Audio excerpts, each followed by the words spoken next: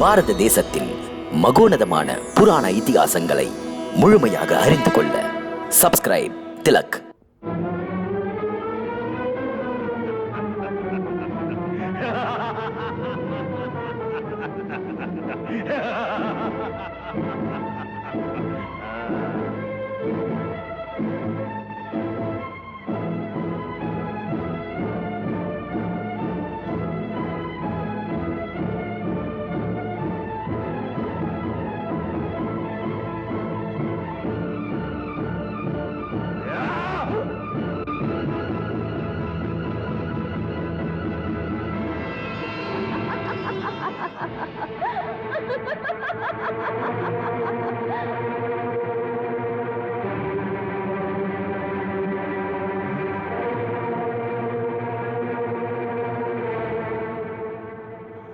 அடே கம்சா, என்னை கொல்வதால் உனக்கு எந்த பயனும் இல்லை.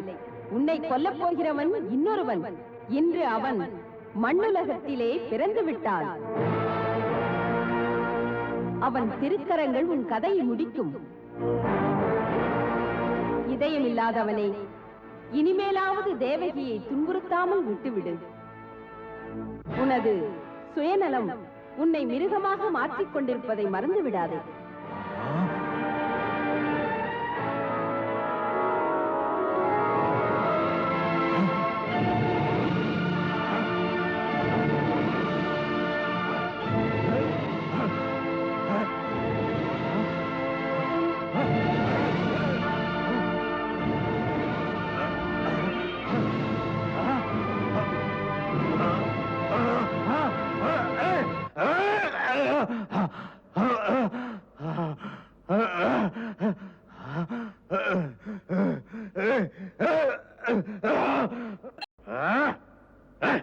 பறந்தோடி விட்டான், பறந்தோடி விட்டான்.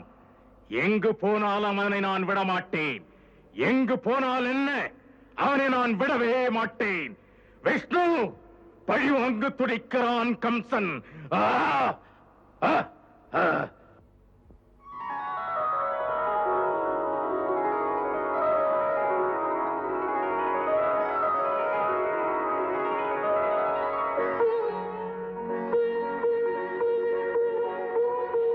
மகாசக்தி மாதா, உன் மலரடிகள் போற்றுகின்றோம். மனக்கலக்கம் தீர்த்து வைத்து வாழ்விக்க வேண்டுகின்றோம்.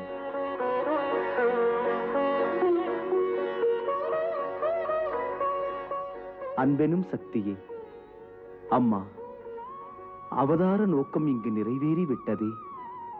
இனிமேலாவது தேவலோகம் வந்து வாழ்விக்க வேண்டுகிறோம். தேவேந்திரா, இனிமேல் தேவலோகம் வரமாட்டேன். இறைவனின் ஆணைப்படி நான் வேறு வேறு வடிவங்கள் இங்கேயே இருந்து விடுவேன். பக்தர்கள் எந்த வடிவத்தில் எங்கு எனக்கு கோவில் அமைக்கிறார்களோ அங்கு அந்த வடிவத்தில் நான் இருப்பேன். என்னை நம்பி வருபவர்களின் விருப்பங்களை நான் நிறைவேற்றி அவர்களுக்கு நலமெல்லாம் தருவேன்.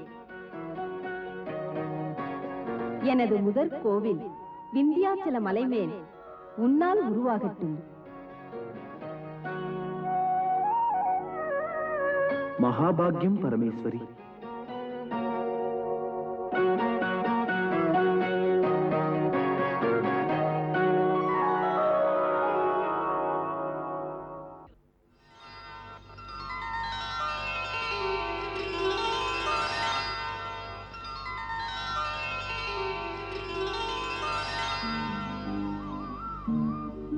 வருக வருக பிரபுவே, வணக்கம்.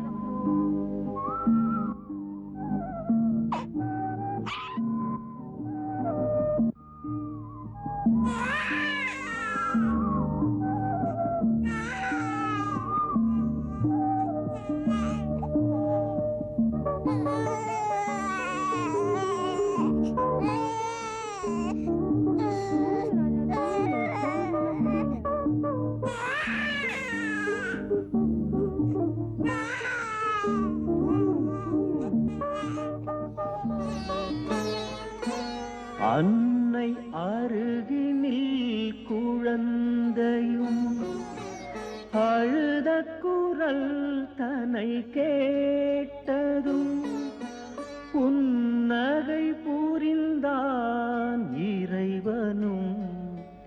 பூமியிலே புது நாடகம்.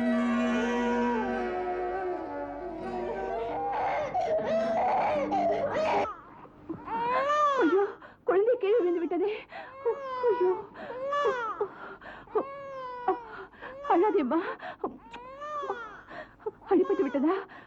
அழாதே, அழாதேம்மா. என் தங்கம் இல்லையா? அழக்கூடாது, அழக்கூடாது. எல்லாம் சரியாகிவிடும். கண்மணி, கண்மணி, அழக்கூடாது.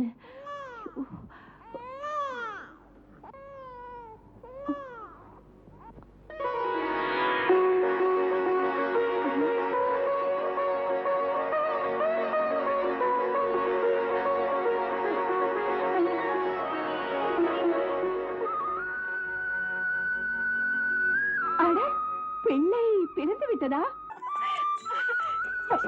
யசோதா தேவி, யசோதா தேவி, எழுந்திரு, எழுந்திரு. பிள்ளை பிறந்து விட்டது, இன்னும் தூங்குவதா? நந்தகோபரே, எழுந்திருந்து பாருங்கள், உங்களுக்கு பிள்ளை பிறந்திருக்கிறான். பாருங்கள், பிள்ளை பிறந்திருக்கிறான். உனக்கே தெரியவில்லையா?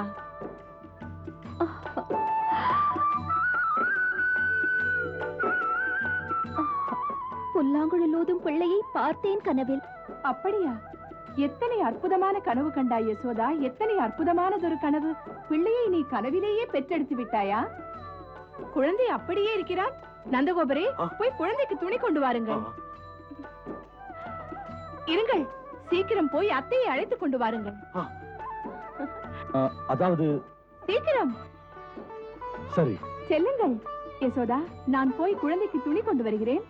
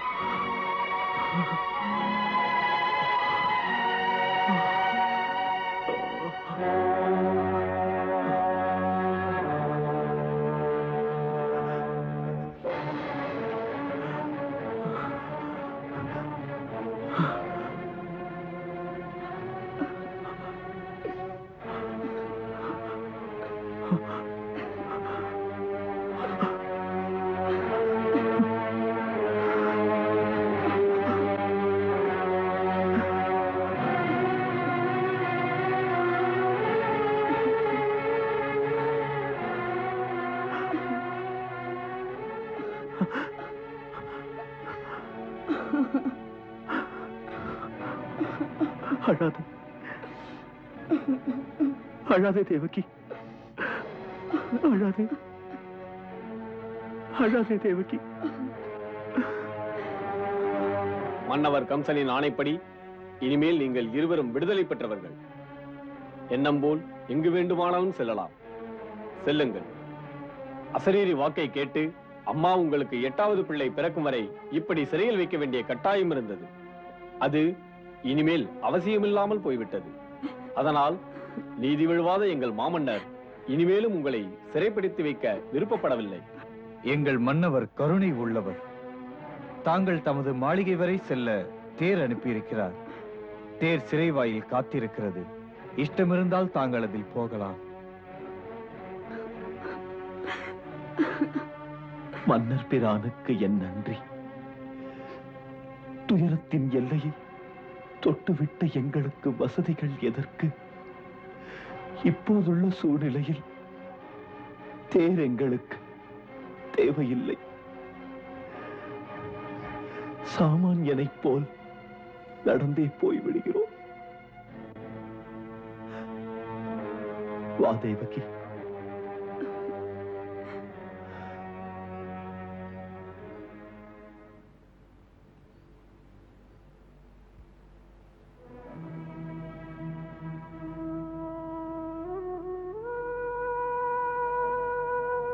இந்த இடத்தின் தேவதையே, இத்தனை வருடங்கள் அன்போடு இடம் தந்தாய்.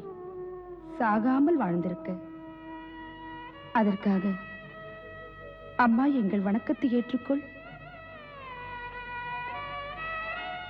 கடமை தவறாத காவலர்களே, உங்களுக்கும் எங்கள் வணக்கம். பிரார்த்தனை செய்வேன் உங்களுக்காக.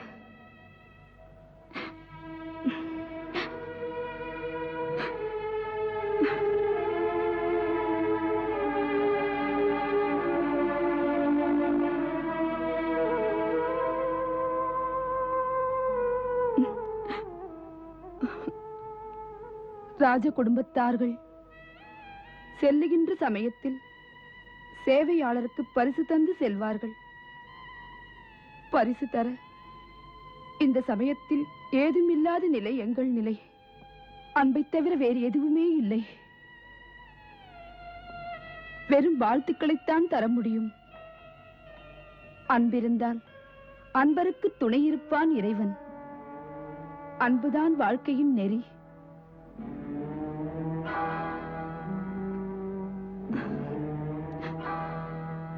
போகலாம் சுவாமி.